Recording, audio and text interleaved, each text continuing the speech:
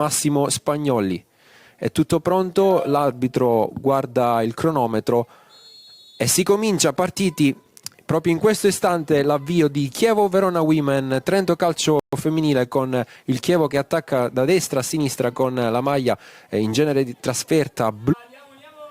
Boglioni sulla sinistra, intanto il cross in mezzo, Massa anticipa l'avversario, un altro cross sola dalla Giacoma, che non può far altro che ringraziare per il cioccolatino di Alessandra Massa e portare il Chievo sull'1-0 quando siamo al quinto minuto di gioco. Chievo subito in vantaggio grazie. Allontana Corrado, Kiem con il petto, lottano le giocatrici del Trento, poi il rimorchio di Rosa, il tiro in porta. Bettineschi però non ha, la palla resta lì. A un'altra occasione dalla Giacoma, Scuratti vuole mettere ordine, poi Mascanzoni, uno sguardo in mezzo, invece sceglie Kiem in orizzontale sempre da Boglioni, che prova addirittura il tiro.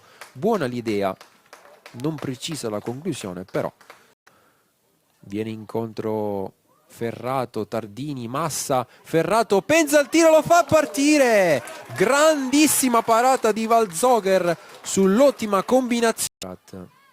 A lottare con Mascanzoni, si avventa dalla Giacoma che arriva come un treno in mezzo per Tardini che non arriva. Massa sistema il pallone, il tiro, riesta un po' il colpo in canna Scuratti, però un'altra occasione, il tiro deviato, blocca però Valzoger. Duplice fischio dell'arbitro, finisce qui il primo tempo fra Chievo e Trento. Ricordiamo il risultato di 1-0, l'ha sbloccata subito il Chievo al quinto minuto con il gol di Stefania dalla Giacoma sull'ottima assistenza di Alessandra Massa al quarto assist stagionale. Quindi il Chievo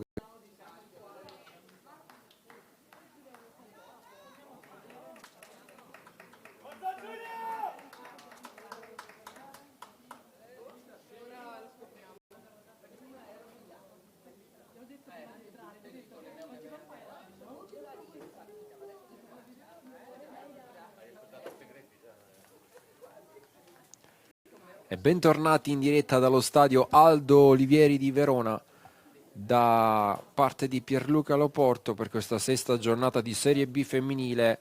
Vedrete già le formazioni schierate in campo per il secondo tempo. Ricordiamo il risultato di 1-0 per il velo di Ferrato che libera Scuratti al limite dell'area. Scuratti, il tiro!